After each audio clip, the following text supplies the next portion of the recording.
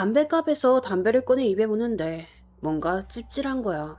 그래서 담배를 손으로 잡고 봤는데 그건 손가락이었어. 그것도 자른 지 오래돼서 피부가 검게 변색되고 피와 고름이 섞여 나오는 손가락.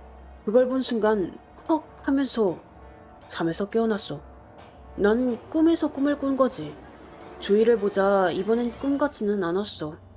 애들도 다 식은땀을 흘리며 일어나 있었거든. 우린 일어나서 절의 입구로 내려갔어. 담배를 피우고 난 뒤 올라오니까 박수가 입구에 서 있었어. 그때 진짜 개 놀랬어. 경희는 뒤로 자빠지더라. 박수는 취침하기 전에 우리가 잘 있나 물어왔는데 없어서 입구 쪽을 봤을 때 우리가 올라오고 있더라는 거야. 그런데 우리 뒤에 뭔가가 같이 꾸물거리며 오다가 자신과 눈을 마주치니 훅 하면서 사라졌대. 그러면서 우리에게 지금 상황이 많이 좋지 않으니 다음날까지는 그냥 조용히 자라고 한 뒤 작은 방으로 들어갔어. 우린 방으로 돌아와 아무 말 없이 다시 누웠어. 그러다 경희가 갑자기 우는 거야. 우린 경희를 달래지 못했어. 솔직히 그땐 나도 자신이 없었어. 가파의 작은 한숨 소리가 들리더니 약간 신경질적으로 돌아 누웠어.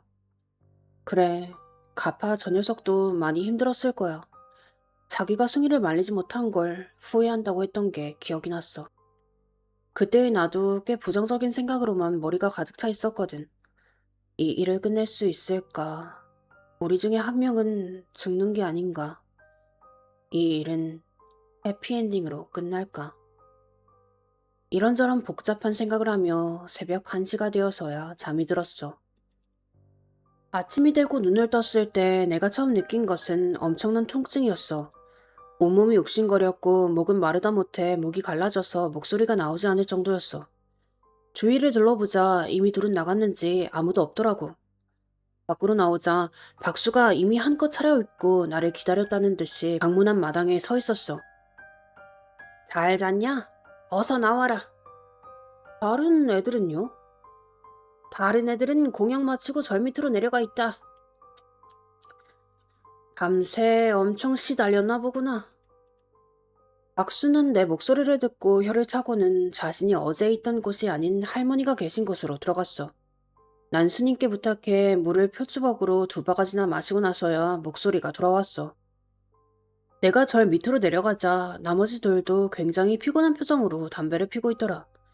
간밤에 뭐 무서워서 죽는 줄 알았다느니 가파와 내 코 고는 소리 때문에 잠을 못 잤다느니 이런저런 얘기를 하고 있을 때 할머니가 절 입구에서 우리를 부르셨어. 숭이의 상태가 전보다는 많이 호전되었으니 서로 이야기하는 시간을 가져도 되겠구나. 숭이 녀석 그렇게 고생하면서도 너희 걱정을 했어. 정말 멍청한 건지 착한 건지. 박수의 말에 우리는 괜시리 또 숭이 생각에 미안한 마음이 들었어.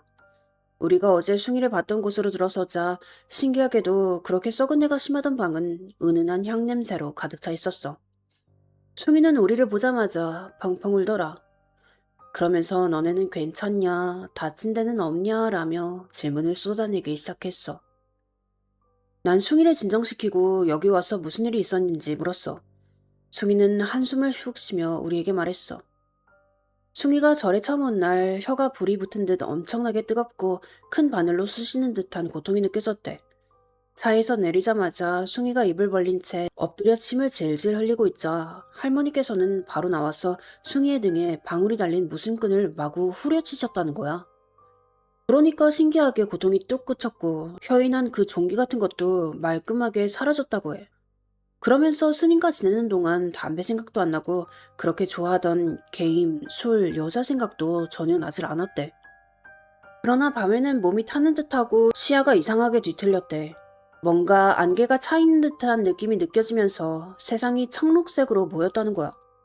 나무를 보면 나무 위, 나무 뒤에 있거나 집을 보면 창문 사이, 처마 위, 아궁이 아니던 어딜 보던 간에 교묘하게 숨여서 숭이를 지켜보듯이 보고 있었대. 우리가 절에서 숭이에게 들었던 이야기는 정말 충격 그 자체였어. 남자의 실루엣은 물론 전에 숭이와 우리 모두의 꿈에서 나왔던 그 흉측하게 생긴 여성이 자신의 방문을 두드리다가 갑자기 석가래 틈에서 얼굴을 억지로 밀고 들어와 자기를 끝없이 조롱하고 비아냥거리며 웃었대. 그 와중에도 꼭 한 가지 말은 빼먹지 않고 계속해서 소리치듯 자신한테 말했다는 거야. 자신이 인고에 당했다? 아니면 인고에 걸렸다? 뭐 그런 말을 끊임없이 내뱉다가 멀리서 발소리가 들리면 감쪽같이 석가래 안으로 사라졌대.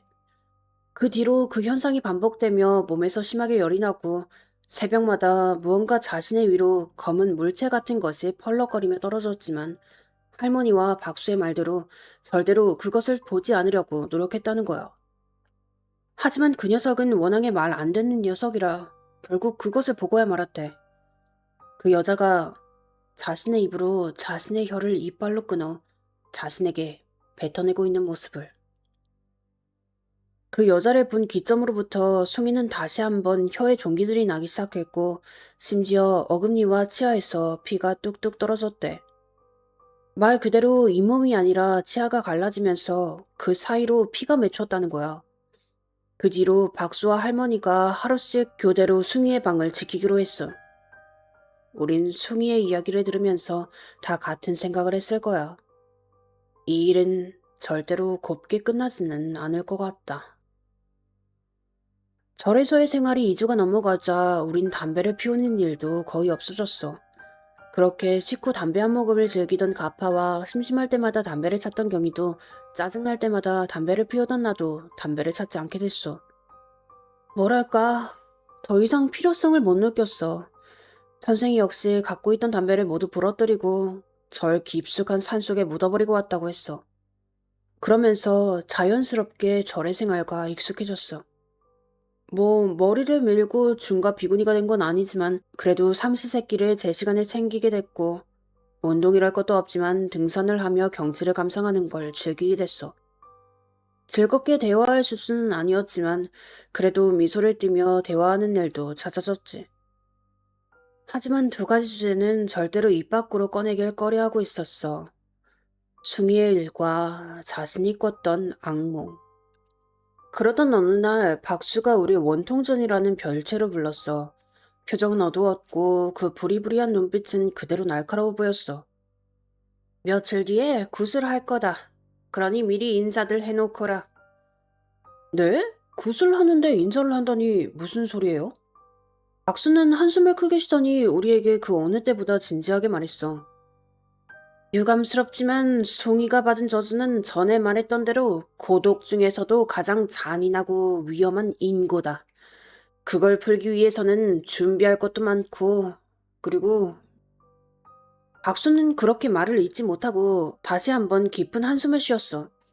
아빠가 답답한지 박수를 독촉하자 박수는 그 사람답지 않게 조심스럽게 말했어. 희생이 따를 수도 있어. 희생. 그 한마디는 내가 여지껏 박수에게 들었던 말 중 가장 무섭고 소름 끼치게 느껴졌어. 희생이요? 누가요? 박수는 말없이 숭이가 누워있는 별채를 가리키며 말했어. 우리가 안전해질 수 있는 방법은 숭이가 부처님께 몸을 바쳐 저주와 함께 사라지는 거야. 아빠의 눈이 커지고 그 녀석이 벌떡 일어났어. 경이는 말없이 눈물을 흘렸고 선생이는 아무 말 없이 바닥만 쳐다보고 있었어. 박수는 자신의 앞에 있는 찻잔을 들어 우리를 안타깝다는 듯 쳐다보며 말했어. 안다, 알아. 너희가 어떤 관계인지. 너희 중 한 명만 없어도 그 빈자리가 얼마나 클지 다 알아. 박수는 차를 한번 마시고 찻잔을 내려놓은 뒤 다시 조심스럽게 말했어. 모두가 살아갈 수 있는 방법도 있어. 하지만 그건 너희가 가장 피하고 싶어하는 결말일 수도 있단다. 뭔데요, 그건? 경이가 눈물을 훔치며 말했어. 선생이는 뭔가 예상을 한 듯 박수에게 고개를 저으며 그것만은 안 된다는 표정을 짓고 있었어. 박수는 우리 똑바로 보며 말했어. 너희 모두의 연을 끊는 거다. 가파는 다시 한번 일어나서 별채 밖으로 나가려고 했어. 내가 달려가 가파를 말렸지만 그 녀석은 더 이상 들을 필요 없다며 나가려고만 했어. 겨우겨우 진정시키며 내가 가파를 억지로 끌고 와 다시 자리에 앉히자 박수는 다시 말을 이었어. 전에 내 선생님이 말씀하셨듯이 너희는 만나서는 안 될 인연이었다. 이렇게 거의 10년이 다되도록 만났다는 건 누군가 하늘의 뜻을 어겼다는 거겠지. 박수는 선생이를 날카롭게 바라봤어. 선생이는 여전히 아무와도 눈을 마주치지 않은 채 바닥을 계속 바라보고 있었어. 순간 머리가 복잡해졌어. 선생이가 무슨 일을 꾸민 건가? 선생이가 그런 일을 할 수 있는 건가? 어떻게? 그리고 왜? 애초에 가능한가? 머릿속이 진짜 믹서기로 갈리듯 생각이 얽히고 있을 때 할머니가 문을 열고 들어오셨어. 선생님, 여긴 왜 오셨습니까? 지금부터는 내가 얘기하는 게 나을 것 같구나. 박수는 말없이 일어나 할머니에게 합장을 하고는 밖으로 나갔어. 할머니는 앉아 우릴 말없이 조용히 쳐다봤어. 아이고, 그동안 정말 고생이 많았구나. 다시 생활은 힘들지 않던? 우리가 말없이 할머니를 바라보자 할머니가 다시 말을 이었어. 내가 전에 말했듯 연을 끊는다고 해서 간단히 끝날 문제는 아니란다. 하지만 그 방법은 최선은 아니지만 최악도 아니지. 우리가 연을 끊는다면 어떻게 되죠? 아마 무슨 수를 써도 다시 만나거나 연락이 되기는 어려울 거야. 만에 하나 연락이 된다 해도 얼굴을 마주보고 말하기는 어려울 거다. 가운데에 있던 경희는 말없이 내 손과 가파의 손을 잡았어. 녀석이 우리를 이렇게 소중하게 생각하고 있을 줄 상상하지 못했어. 가파 녀석은 덩치에 안 맞게 울고 있더라. 이제부턴 조금 스토리가 자세하게 들어가면서 조금 고어하거나 끔찍한 장면이 묘사될 수 있어. 미리 경고하는데 그런 걸 별로 안 좋아하는 분들은 이 글을 읽지 않는 걸 권할게. 물론 내 기준에서의 경고니까 여러분의 기준과 다를 수도 있어. 아무튼 이제부터 다시 이야기를 시작할게. 할머니가 우릴 가만히 보다가 자신의 팔에 걸린 염주알을 한번 넘기며 말했어. 이 세상에는 인과 연 합쳐서 인연이라는 것이 존재한단다. 인연은 스스로 창조해 나가는 이 세상에서 가장 단단하며 끊을 수 없는 사슬과 같으나 영원한 것은 없으니 아무리 단단하고 견고한 강철이라도 시간이 흐르면 녹이 슬고 부서져서 사라지기 마련이지. 인연이란 참 가혹하면서도 한편으론 무서운 거야. 사람들은 옷깃만 스쳐도 인연이다라는 이 말의 뜻을 너무 가볍게 생각하고 새로운 연을 맺기도 또 길고 길었던 연을 끊기도 하지. 인과 연을 경하게 생각하여 그것을 소홀히 하거나 이걸 이용해 이익을 취한 자들은 반드시 천벌을 받게 된단다. 하지만 너희의 인연은 필히 끊겨 사라져야 할 운명이었어. 그 말을 들으면서도 계속되는 우리의 연은 잘못됐다. 우리의 연을 끊어야 한다라는 말이 너무 거슬리고 또 궁금했어. 그래서 결국 내가 참지 못하고 물어봤어. 대체 우리가 과거에 무슨 일을 했길래 우리의 인연을 끊어야 하죠? 그건 지금은 말을 해줄 수 없구나. 미안하구나. 하지만 걱정 마라. 곧 끝이 날 테니까. 그러면 모든 걸 알려주마. 답답하고 궁금해서 미칠 것 같았지만 난 그것보다 더 중요하게 묻고 싶었던 걸 물었어. 선생이가 우리에게 뭔가 한 건가요? 할머니는 가만히 선생이를 쳐다봤어. 선생이가 그렇게 위축되어 있는 건 그 녀석을 지금까지 봐오면서 한 번도 못 본 모습이었어. 늘 약간 거만하지만 바보 같고 치밀하지만 빈틈은 많은 미워할 수 없는 녀석이었으니까. 내가 어릴 적부터 선생에게 줄곧 말해왔단다. 내 제자에게도 당부해 주었어. 선생이가 사춘기가 지난 뒤로 절대로 만나서는 안 될 사람이 다가오니 그 녀석과 친하게 지내면 안 된다. 그 녀석과 친해지는 그 순간부터 네 명의 사람이 하늘의 뜻을 거르게 되니 너에게 다가오는 그 사람을 받아주어서는 안 된다. 그 사람이 우리인지 어떻게 구분해요? 가파이 물음에 할머니는 차를 한 모금 마신 뒤 말했어. 선생이라면 충분히 구별할 수 있는 아이였으니까. 저 아이는 가엾게도 내 피를 이어받았단다. 나만큼은 아니어도 선생이는 남들이 볼 수 없는 것들과 함께 지내며 마음에 큰 상처가 있었을 거야. 하지만 외로움과 고립감이란 감옥의 문이 하나 생기고 결국 저 아이는 견디지 못한 채 문을 열게 되었단다.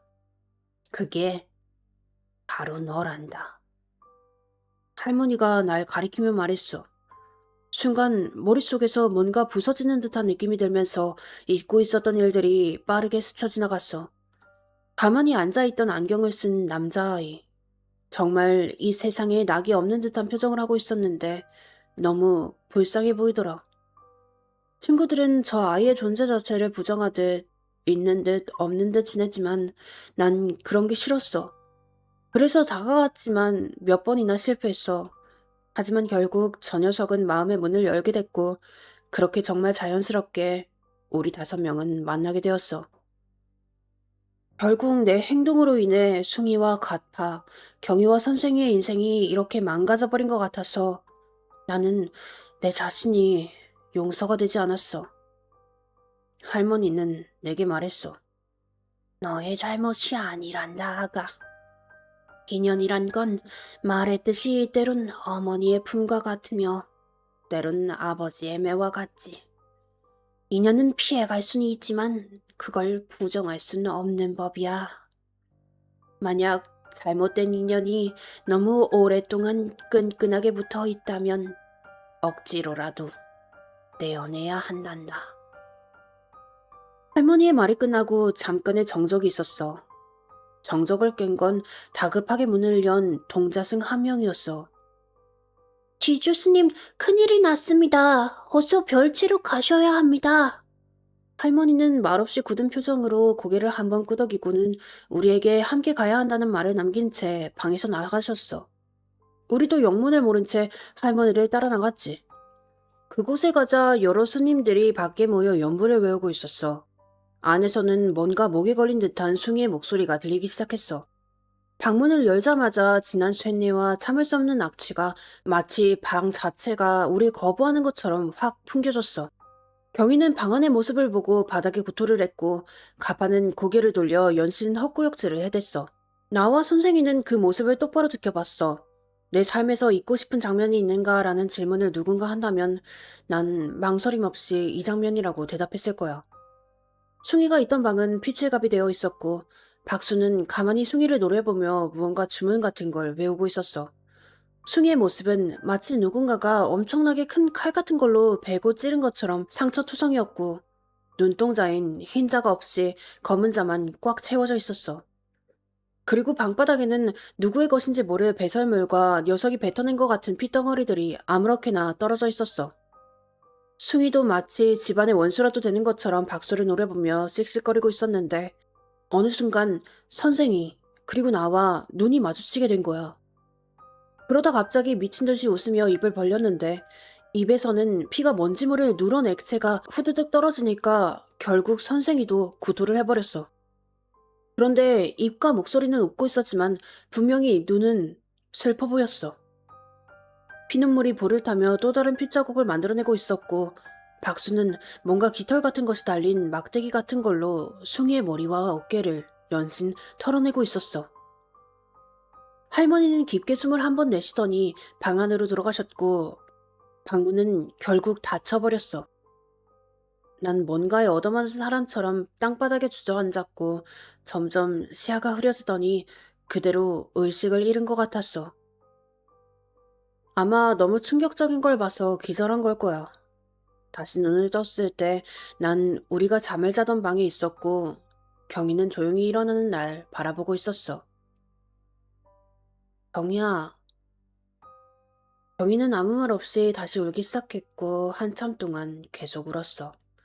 난 말없이 경희 옆에서 계속 눈물을 닦아줬고, 이젠 아예 경희가 내 팔을 부둥켜 안고 울더라. 갓파의 모습은 보이지 않았지만 시간상으로 봤을 땐 아마 담배를 피우러 갔거나 아니면 식사를 하기 위해 나간 것 같았어.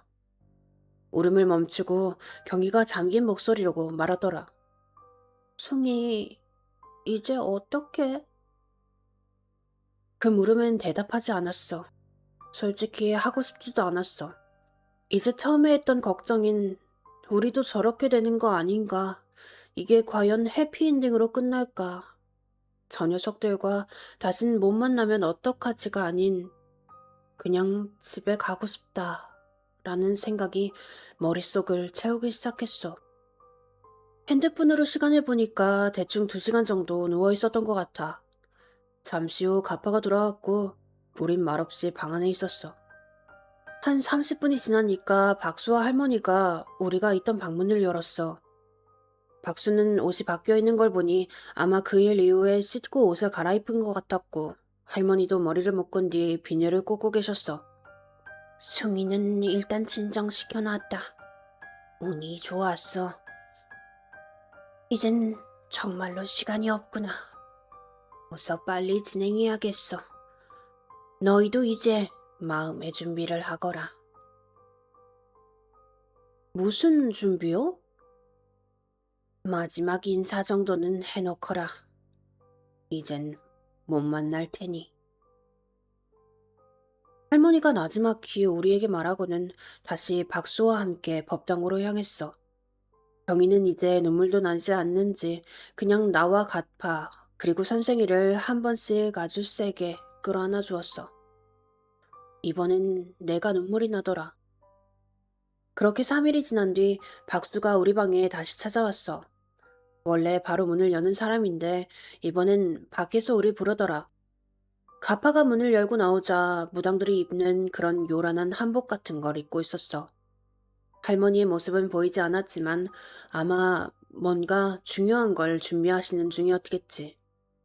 너희가 가져왔던 짐을 모두 챙기고 방을 정리한 뒤에 나와 있어라. 이젠 다 끝날 거다. 뭔가 군대 갈 때 느끼던 그런 감정이었어. 하지만 이번엔 오늘을 기점으로 다시 만나지 못할 녀석들과 있자니 괜시리 또 울컥하더라. 우리가 짐을 모두 챙긴 뒤 밖으로 나오자 그곳엔 회색 승합차가 여러 대 서 있었어. 숭이도 어느새 평소에 즐겨 입는 옷이 아닌 무슨 하얀 한복 같은 걸 입고 우리에게 왔어. 우린 아무 말도 안 하고 그저 숭이를 껴안았어. 박수는 우리의 가방을 하나씩 받아 염주를 걸어둔 손을 얹고 무언가 연불 같은 걸 외우더니 승합차 중 가장 마지막에 서 있는 차에 그것들을 실었어. 특히 숭이의 등에 손을 얹고 외우는 연불은 꽤 오래 했어. 우린 가는 내내 조용히 창밖을 바라보다가 이어폰을 꽂은 채 어딘지 모를 곳으로 향했어. 그렇게 도착한 곳에 진짜 사람들이 엄청나게 많았고 또 오색끈 같은 게 매달려 있는 커다란 나무 밑에는 제사상이 크게 차려져 있었어. 곧 나는 이게 퇴마의식 같은 단순한 굿이 아니라는 걸 알게 됐어. 우리가 모이자 사람들은 금세 조용해졌고 꽹과리와 태평소 같은 악기 소리가 나면서 무슨 하얀 갓? 모자? 아무튼 그런 걸 쓴 사람들이 나와서 춤을 추더니 옆에서는 합장하며 뭔가 외우는 소리도 들리고 또 다른 곳에서는 웃는지 우는지 모를 이상한 소리를 내는 나이 많은 여성분과 남성분들도 보였어. 그러더니 우리에게 그 의식을 행하는 곳 중앙에 데리고 오더니 뭔가 알록달록한 한지인지 아니면 얇은 천인지 모를 것을 잡게 했어. 한 명당 하나의 천을 잡게 하더니 춤을 추던 사람들이 우리 근처로 오더니 마치 억울한 뭔가를 달래듯 하늘거리며 춤을 추기 시작했어. 그러다 갑자기 뒤에서 할머니 목소리가 들렸어. 지금이다. 모두 당겨라. 우리가 그 목소리를 듣고 천을 쭉 잡아당기자 천은 지익거리는 거북한 소리를 내며 찢어졌어. 이게 무슨 인연의 끈인지 다리인지 뭐 아무튼 그런 건데 이걸 찢는 순간 우린 앞으로 다신 만나지 못할 거라고 하더라. 그렇게 의식이 끝나갔고 할머니와 박수는 우리 다섯을 불러 모이게 했어. 이제 다 끝났다. 너흰 이제 모든 인연이 깨어져 만나고 싶어도 만나기는 힘들 거야. 그리고 수미는 아직 갈 일이 남았으니 나와 내 제자를 따라오너라. 정말 이 글을 쓰고 있는 중에도 아직까지 너무 궁금해. 우린 과거에 무슨 사이였을까? 그리고 우리 다섯은 무슨 짓을 했길래 하늘의 뜻을 어겼다고 하는 걸까? 이제 와서 생각해봐도 여전히 머릿속은 복잡해져 갈 뿐, 이렇다 한 솔루션은 절대로 못 찾을 거야. 집으로 돌아오는 기차를 타고 올 때 깜빡 잠이 들었는데 누군가 날 깨우더라. 일어나 보니 가파가 날 깨우고 있었어. 경희와 가파가 가만히 날 보고 있었어. 선생이의 모습은 보이지 않더라. 경희는 눈에 눈물이 가득 고인 눈으로 내게 슬픈 미소를 짓고 있었고 가파는 평온한 표정으로 날 가만히 보면서 고개를 끄덕였어. 그렇게 둘은 용인에서 내리게 됐고 나는 내 본가인 수원으로 오게 됐어. 그 뒤로 정말 난 아직까지 그 녀석들과 연락이 되지도 만남을 갖게 되지 않고 있어. 내가 유일하게 들었던 녀석들의 소식은 숭이 녀석의 부고 소식이었어. 결국 숭이는 인고라는 저주를 풀지 못한 채 절에서 극단적인 선택을 한 것 같아. 부고 소식은 무슨 일이 있거나 안 좋은 일이 계속 생기면 연락하라고 교환해 놓았던 박수무당의 번호로 온 문자로 받게 되었어. 내가 박수에게 경희와 가파 그리고 선생이도 오냐고 물어봤지만 결국 답장을 받지 못했어. 장례식에서도 그 녀석들의 모습은 보지 못했어. 가끔씩 고등학교 때 용인에 놀러온 나와 함께 찍었던 사진을 보면서 만나지는 못해도 잊지 않기 위해 얼굴들을 보는데 아주 가끔씩 이름이 기억나지 않아서 네임펜으로 이름을 적어 놓았어. 할머니와 박수의 말처럼 난 앞으로 그 녀석들과 만나지 못하는 걸까? 사건이 끝났다고 생각하진 않지만 일단락된 지는 벌써 반년이 다 돼가는 것 같아. 그 녀석들도 이제 자기만의 인생을 살아가겠지. 내가 너무 추억에만 매달려 사는 것 같아서 조금 부끄럽기도 하고 씁쓸하기도 하네. 최근에 아주 잠깐 죽전역에서 가파를 보게 됐어. 여자친구처럼 보이는 여성분과 다정하게 걸어가는데 차마 가까이 가진 못했어. 어쩌면 다른 사람일 수도 있으니까. 어쩌면 가파가 날 완전히 잊었을 수도 있으니까. 페북 계정도 한번 봤지만 이미 삭제된 계정인지 내가 알고 있었던 이름들을 모두 입력해봤지만 결국 찾지 못했어.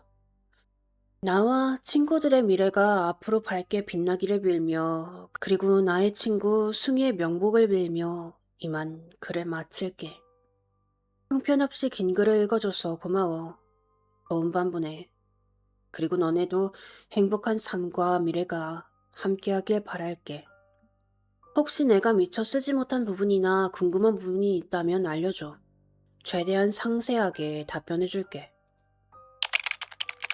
다른 친구들은 장례를 한다는 걸 몰랐던 걸까?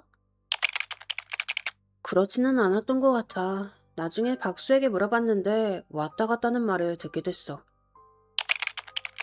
하늘의 뜻을 어긴 건 안 알려주신 거야? 궁금하다.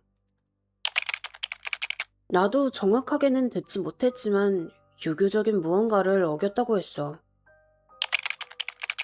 너무 몰상식한 말일 수도 있지만 그 두 가지 방법이 있다고 했을 때 숭이가 인고에 얽혀서 죽거나 다들 인연을 끊거나 하면 된다고 했잖아.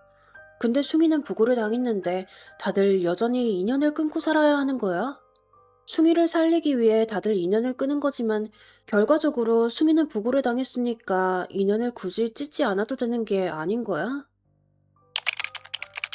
사건 이후 할머니께 몇 번 연락을 해서 들은 말을 정리해서 올려줄게. 저주는 얼추 정리가 되었지만 숭이는 후유증으로 극단적인 선택을 한 듯해. 원래 신이든 잡기든 몸에 한번 들어갔다 나가면 몸에 엄청난 과부하가 온다고 하더라고.